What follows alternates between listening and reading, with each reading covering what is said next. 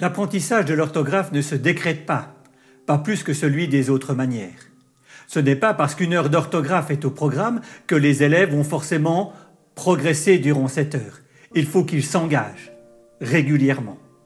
Les élèves améliorent leur orthographe lorsqu'ils sont exposés régulièrement à des situations les invitant à réfléchir sur leur pratique et à l'améliorer pour finalement développer des routines d'écriture.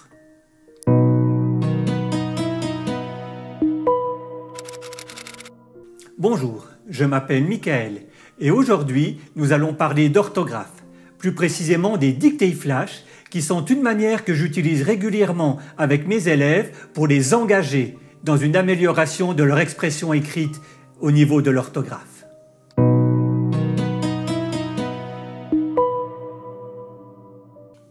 Les dictées flash ne résument pas à elles seules l'entièreté du dispositif mis en place pour que mes élèves progressent en orthographe.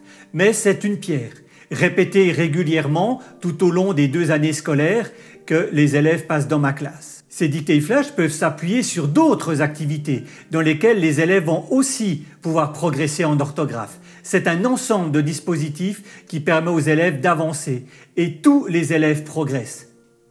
À côté des dictées flash, les élèves apprennent une série de règles, une série de fonctionnements qu'ils vont pouvoir mettre en pratique lorsqu'ils écrivent des phrases, des textes, mais aussi ces dictées. Par exemple, ils apprennent des règles orthographiques, comme la fameuse règle Mbappé, celle qui dit qu'on met un M devant M, B ou P à la place d'un N. Ils vont aussi apprendre les différents homophones, comment est-ce qu'on peut remplacer un mot pour savoir de quelle manière il va s'écrire. Ils ont bien sûr un cours de conjugaison dans lequel ils apprennent petit à petit les différentes finesses de la langue française et vous pouvez retourner voir la vidéo du mois passé, il y a un certain nombre d'astuces qu'ils vont devoir acquérir à ce niveau-là. La dictée flash va pouvoir leur permettre d'utiliser tout ce qu'ils auront appris de manière un peu artificielle dans quelque chose qui est beaucoup plus fonctionnel, c'est-à-dire une écriture de phrases. Cette année-ci, une grande partie de l'apprentissage des règles d'orthographe et des bonnes pratiques est fait avec l'application Motufo. J'en avais déjà parlé dans cette vidéo qui parle de mes applications numériques en classe. Je vous invite à retourner la voir. Mais ce n'est pas tout. L'orthographe vient aussi du fait de copier. Typiquement, toutes les semaines, mes élèves copient leur agenda et apprennent à faire attention à la manière dont on écrit un mot, à ne pas seulement écouter le mot dans sa tête, mais aussi à le voir avec les yeux pour le recopier correctement.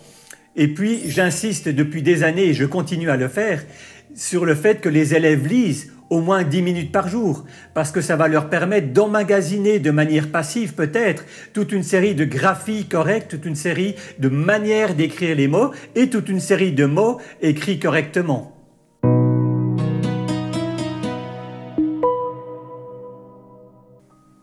Comment fonctionnent ces dictées flash?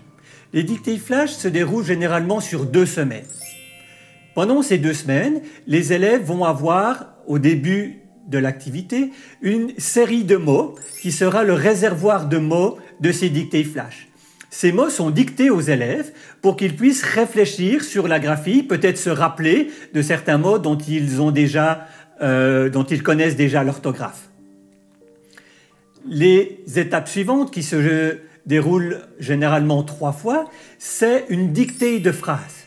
On utilise ces mots et peut-être quelques difficultés orthographiques qui ont été sélectionnées pour cette dictée et on va dicter des phrases qui reprennent les mots plusieurs fois.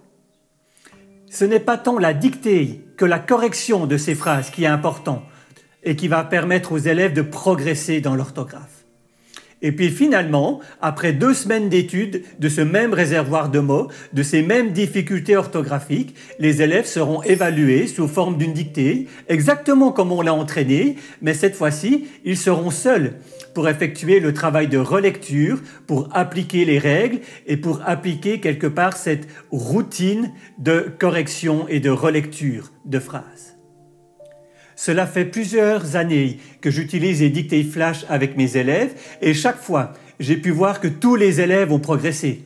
Bien sûr, tous ne sont pas devenus des champions d'orthographe, mais tous, de là où ils sont partis, ont pu aller plus loin et n'est-ce pas là ce qu'on attend de l'école?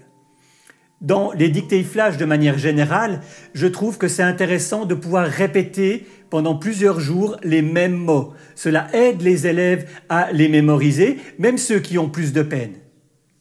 C'est la même chose pour les difficultés orthographiques. Ce n'est pas juste une période, une semaine, où on va parler par exemple des homophones A avec ou sans accent, et puis après on laisse tomber. Non, tous les jours, on va revenir dessus plusieurs fois pendant la semaine, et ce sera aussi un capital qui sera acquis et sur lequel on pourra construire la dictée flash suivante et ainsi de suite pendant 2 ans au moins. Et puis, au-delà des spécificités qui sont étudiées, c'est cette réflexion sur la phrase que je trouve importante. On n'écrit pas seulement une phrase et puis c'est fait. On écrit une phrase pour transmettre une idée, on écrit un contenu et puis après on revient sur sa phrase, on la relit, on y réfléchit au niveau de la forme. Est-ce que j'ai mis des majuscules? Est-ce que j'ai accordé les groupes nominaux? Est-ce que j'ai accordé le sujet avec le verbe? Est-ce que j'ai réfléchi à la manière dont je devrais écrire les différents homophones? Et puis aussi, ces mots que je ne connais pas, mais qu'est-ce que je fais? Je vais voir dans le dictionnaire ou dans notre cahier de mots si c'est les mots de la dictée. Il y a une routine, une réflexion sur l'écrit qui est mise en place et peut-être que c'est là l'élément le plus important des dictées flash.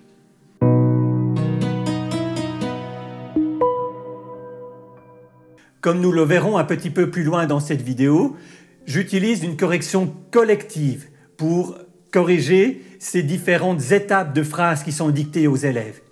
Je trouve que c'est important et que c'est important de le faire en commun. Pourquoi? Premièrement, parce qu'on réfléchit tous au même texte. Les enfants portent leur attention sur un texte qu'ils ont déjà dû travailler personnellement puisque chacun a dû l'écrire dans son cahier. Il y a donc une mise en commun de réflexion. Il y a une richesse et peut-être un peu comme c'est conseillé pour les travaux de groupe, chacun a d'abord travaillé seul sur une difficulté, sur ces phrases justement, avant de mettre en commun le résultat de son effort. Du coup, ce n'est pas un élève qui travaille pour toute la classe, mais c'est tous les élèves qui vont collaborer pour essayer de corriger le texte martyr. Ah, ça, je ne vous ai pas dit. Tous les élèves écrivent dans leur cahier, sauf un. Il y a un élève qui écrit sur un iPad. Pourquoi? Parce que c'est ce texte-là qui sera projeté et qui servira de base à tous les élèves de la classe pour pouvoir corriger et réfléchir sur le texte. Bien sûr, jamais personne n'est obligé de passer à cette épreuve de l'iPad et de la correction collective. Mais il y a toujours bien assez de volontaires. Cette correction collective permet aussi d'enseigner une manière de faire, d'enseigner des questions à se poser lorsqu'on relit, qu'on corrige un écrit. Par rapport aux majuscules, par rapport aux accords, et toutes ces choses-là qu'on a pu voir quelque part hors terre quand on enseigne les règles ou les procédures d'orthographe, ici on va pouvoir les faire intervenir dans quelque chose de concret. On va pouvoir y faire appel pour tester notre écriture et pour voir si effectivement ici je devais mettre un S ou pas en fonction du sujet, en fonction du déterminant. C'est toutes ces questions qu'on peut intégrer. Et je crois que souvent nos élèves ont des difficultés à pouvoir utiliser dans le concret ce qu'ils ont appris de manière quelque peu artificielle. Si cette activité est effectuée environ 60 fois en 2 ans, il y a toute cette routine, peut-être pas écrite, mais qui vient dans la tête des élèves et ils vont pouvoir se souvenir, se rappeler de tout ce qu'on a fait tellement de fois que quelque part, ils ne peuvent pas passer à côté. Les élèves apprennent aussi à justifier leur réponse. C'est pas seulement je mets S parce que je pense que c'est comme ça, mais c'est je mets S parce que telle règle dit que ça doit être fait de cette manière-là, et peut-être que la règle qui est citée n'est pas la bonne. Et du coup, il y a un certain débat entre les élèves pour savoir s'il faut ou non mettre ce S. C'est peut-être ardu comme ça, mais un petit peu plus loin, vous verrez une correction concrète. Ce sera beaucoup plus parlant pour vous. Un élément aussi très important pour moi, dans cette correction collective, c'est que tout le monde est tiré vers le haut. Ceux qui s'expriment sont tirés vers le haut parce qu'ils peuvent confronter leurs idées par rapport à ce que les autres vont penser et au final ce que le maître dira. Mais les élèves qui écoutent par une certaine imprégnation vont aussi construire peut-être plus discrètement leur savoir. Et le fait d'entendre et d'entendre et d'entendre encore la même chose, ça va les imprégner et ça va leur permettre à eux aussi de progresser.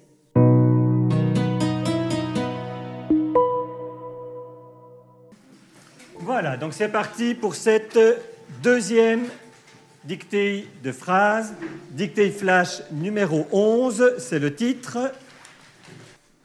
le prince et la princesse.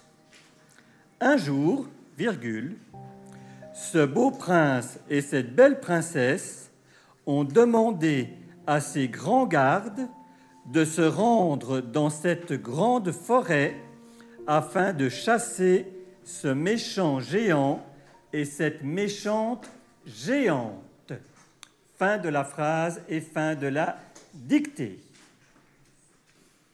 Alors, dans le titre, le prince et la princesse, est-ce qu'il y a quelque chose à dire? Jonas. Bon, la princesse, elle a oublié le N. Elle a oublié le N, exactement. Il y a un autre problème avec le titre? Non. Alors, je ne vais pas dire est-ce qu'il y a un problème dans la première phrase, étant donné qu'on a une seule très longue phrase. Donc, on va décomposer cette phrase en lignes. Est-ce que dans la première ligne, vous avez quelque chose à dire? Carlo. Mince, elle a oublié le N. Merci beaucoup, Carlo. Est-ce qu'on a autre chose à dire toujours pour cette première ligne? Est-ce que quelqu'un peut me dire pourquoi on a ce, CE, et puis 7 aussi avec C? Il vient d'où ce C, Robert? Bah, ça, c'est lui. On montre avec le doigt. C'est celui qu'on montre avec le doigt. Bravo. Très bien. Ok, on passe à la deuxième ligne. Est-ce qu'on a des choses à dire pour la deuxième ligne? Julienne. Elle a mis à 7 grands gardes. Tout à la fin, 7 grands gardes. Et tu mettrais quoi, toi? Ce. Pourquoi? Ben, parce que au début du mot, il y a une consonne. Voilà. On commence grand garde avec une consonne, donc il n'y a pas besoin de mettre 7. Ce, ça ira très bien. Ok, est-ce qu'on a autre chose à dire? Pierre-Jean.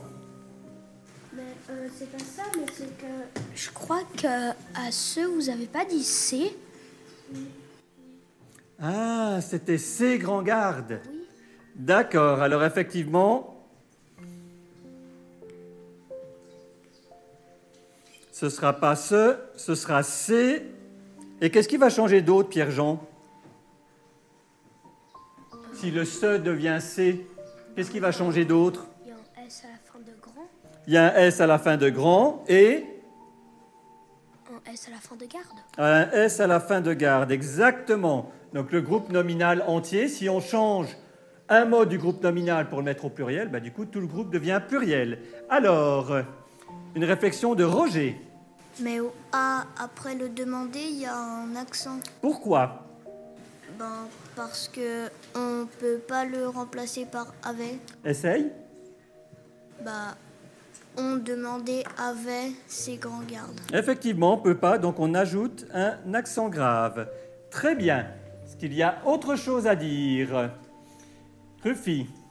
Bah, dans le on, il y a un T. Pourquoi? Bah, parce qu'on peut dire avait. Fais la phrase avec avait. Un jour, ce beau prince et cette belle princesse avaient demandé. Merci, effectivement, on peut remplacer par avait, donc on va mettre un T. Très bien. Encore une remarque, Jonas? À demander, c'est pas ER, c'est E accent aigu. Parce que si on remplace par vendre, ça fait un jour, ce beau prince et cette belle princesse ont vendre à ces grands gardes. Ok, donc vendre, ça va pas, donc on va mettre vendu, ce qui veut dire qu'on devrait mettre E accent aigu. E accent aigu. Tout à fait. Tu comprends, Violette, tout ce qu'on explique là? Excellent. Alors, Alice. Il faut mettre 2 T et un E, puisque c'est une forêt, pas un forêt. Exactement, féminin, C-E-T-T-E. On est d'accord. Il y a encore une chose qu'il faudrait voir. Loto? Le se. Oui. Pas comme ça. Pourquoi? Je sais pas. Alors effectivement, le se ne va pas s'écrire CE, il va s'écrire SE, mais pourquoi? qui peut expliquer? Jacob? Parce qu'on peut pas dire c'est lui en montrant du doigt. Alors effectivement, ce CE dans ce cas-là, c'est celui qu'on montre du doigt, et puis dans ce cas-là, ça ne marche pas du tout. Mais surtout, ce CE, c'est un déterminant, et puis rendre, ce n'est pas un nom. Donc on ne peut pas mettre un déterminant devant un verbe. Merci bien pour cette troisième ligne. Quatrième ligne. Magali. Ah, ce méchant géant, c'est CE. Pourquoi? Parce que c'est celui qu'on montre du doigt. Exactement, c'est tout le contraire du ce qu'on avait avant dans se rendre. Très bien, Magali, bravo. Ok, on a une remarque de Alice. Mais à méchant, il y a un accent Ok, tu mettrais quoi comme accent? aigu. Un accent aigu, ce méchant. Parfait. Alors, Alix. Alors, à fin, c'est F-A-I-N. Alors, si c'est quelqu'un qui avait faim, oui, mais est-ce que ça aurait du sens de dire dans cette forêt a faim? C'est la forêt qui a faim? Non. Non, la dictée c'était afin de chasser. Ça veut dire quoi? On pourrait remplacer le mot afin par quoi? Roger? On peut remplacer par pour. Pour. Donc c'est bien un seul mot. Et ça s'écrit comment? A-F-I-N. Voilà, A-F-I-N. Alors je sais que c'est midi moins quart et que vous avez faim, mais il n'y avait pas de faim dans la dictée. Ok? Tiens, afin de chasser, qui peut me justifier que chasser c'est bien ER et pas E accent aigu? Pierre-Jean? Parce que si on ne peut pas dire vendu, du coup on dit vendre, et puis quand on dit vendre, c'est ER. C'est tout à fait correct. Et si on passe à la dernière ligne maintenant, alors on peut demander à Magali. À méchant, il y a un accent aigu. Ben voilà, comme on avait juste au-dessus, hein, méchant, accent aigu, méchante, accent aigu. Aussi, Anakin. À géant, il y a aussi un accent aigu sur le E. Voilà, géant. Et donc, tous ensemble, il y aura aussi un accent aigu où? Sur géante. Alors, est-ce qu'il y a des modifications, des corrections ou des non-corrections qui vous posent problème? Où vous dites, je ne sais pas pourquoi on a écrit ou on a laissé écrit de telle ou telle manière. Alors, Pierre-Jean. Mais à méchant et méchante, pourquoi il y a un accent? Parce qu'il y a deux consonnes après. Tu as tout à fait raison. On a vu hier que s'il y avait deux consonnes après un E, il n'y a pas besoin de mettre d'accent. Dans ce cas-ci, c'est un peu spécial, c'est que le CH, il fait qu'un seul son, il compte que pour un. Mais la question est excellente. D'autres choses que vous ne comprenez pas? Loto? Comment on peut savoir si on doit mettre à bout un X à la fin ou pas? Qui peut lui répondre? Oui? Carlo? Parce que c'est ce, donc c'est un seul. Si c'était C, on mettrait un X. Voilà, le X, c'est la marque du pluriel, abo. Ok, très bien. Merci beaucoup pour votre participation.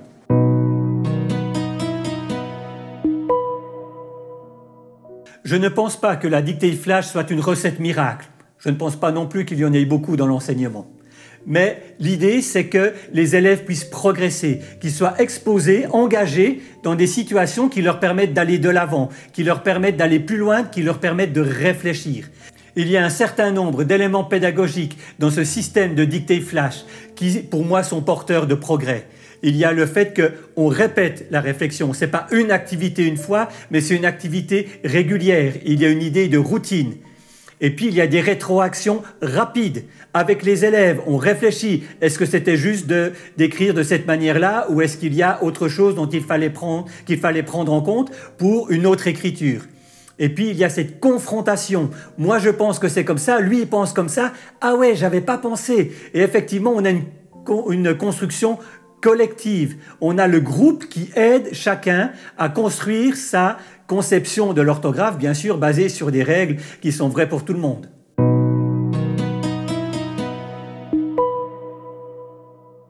Si vous désirez tenter l'expérience avec vos élèves, je vous propose ici dans la description de la vidéo un lien pour télécharger une série de dictées. Ce sont des textes que nous avons écrits avec Madame Antoinette Granget, qui était ma collègue pendant des années, et que nous utilisons avec nos classes. Utilisez-les si vous le désirez. Comme je le disais, l'enseignement de l'orthographe ne se résume pas à une recette magique. Il y a plein de modèles, il y a plein de manières de faire. Comment est-ce que vous enseignez l'orthographe dans votre classe? Est-ce que vous avez des petits trucs, des éléments qui vous ont paru peut-être plus efficaces que d'autres? N'hésitez pas à les écrire en commentaire en dessous de la vidéo. Je serai ravi de les lire et les collègues aussi certainement. Merci beaucoup. Je vous remercie de m'avoir suivi jusqu'à la fin. N'oubliez pas de mettre un pouce, d'écrire un commentaire, pourquoi pas de partager cette vidéo sur vos réseaux sociaux et puis de parler de ce que vous avez peut-être appris dans cette vidéo en salle des maîtres. Cette chaîne YouTube termine sa première saison. Nous avons parlé de 9 sujets durant cette année. Ça m'intéresserait de savoir quel est le sujet qui vous a le plus plu, celui qui a peut-être le plus changé votre pratique ou qui vous a le plus inspiré. N'hésitez pas à le mettre en commentaire. Vous pouvez aussi indiquer les sujets que vous aimeriez que je traite à partir de la prochaine rentrée. Je n'ai pas encore terminé d'écrire tous mes thèmes de vidéos. En attendant, je vous souhaite une bonne fin d'année scolaire, d'excellentes vacances et continuez de faire ce que vous aimez, enseigner.